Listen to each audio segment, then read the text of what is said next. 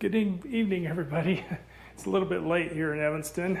We're pushing on quitting time, so we figured we'd shoot a video because it's been a little bit.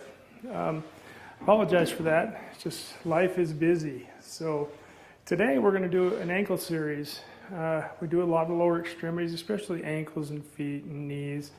But today we're going to talk about the ankle. Okay.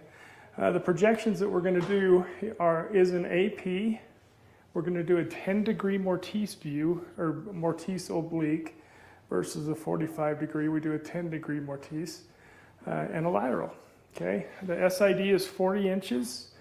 The central ray is actually going to go right into the middle of the ankle, right in between the two malleolus bones. Okay, collimation laterally to include both skin margins.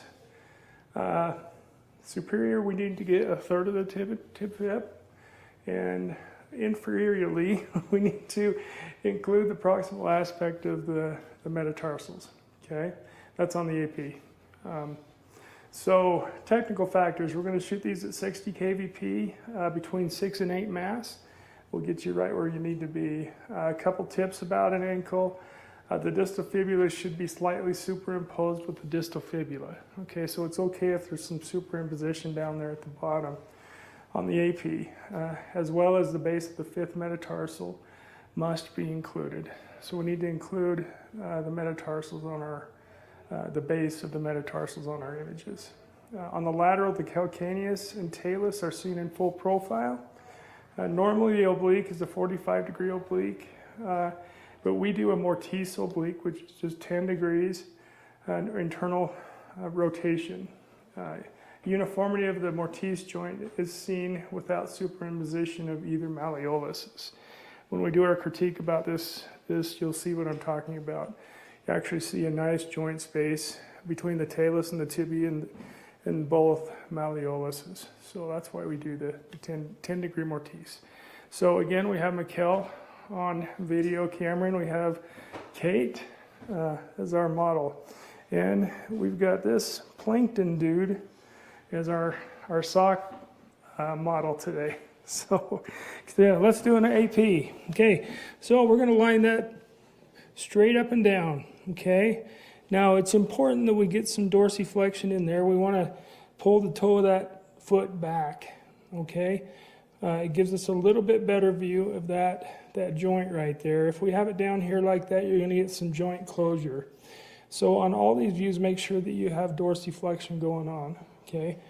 Now, like we said before, our central ray is going to go right in between the two malleolus bones, right into the ankle joint. Okay, kind of like that. Okay. We are going to collimate down side to side. We just need to have skin margins over here. So we don't want to be shooting these like this, okay? We want to collimate that so we get a third of the tib fib and the lateral and medial skin margins, okay? So just like that, we've got our right marker. Very good, right? We're going to sit that right there so we know that that's our right side. Okay, we're going to tell the patient to hold still and to dorsiflex their foot a little bit, and we're ready to go, okay? We're going to shoot our film at 65 at between 4 and 8. It's going to get you there anywhere, okay? All right, so then we're going to do our 10-degree Mortise. Now, 10-degree Mortise, we're just going to rotate the foot in about 10 degrees is all, okay? There's a normal oblique. Here's a 10-degree oblique. It's just barely done. We're going to dorsiflex that foot. 10-degree internal rotation. Again, our central ray is going right into the middle of the ankle in between the two malleolus. Okay, now that 10-degree oblique is going to open that Mortise joint right here between the fibula and the talus and the tibia and the talus. We're going to have a nice dome right there to see. Okay, so 10 degrees internal rotation, just like that. Okay. We're going to mark it with an R, and we're going to shoot that image.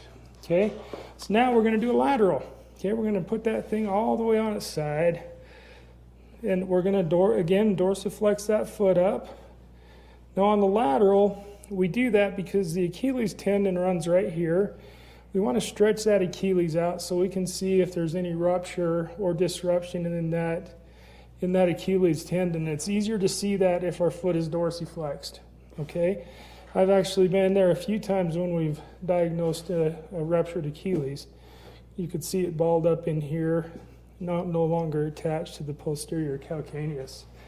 Okay, so in our readings, we found out that we need to see the calcaneus, right?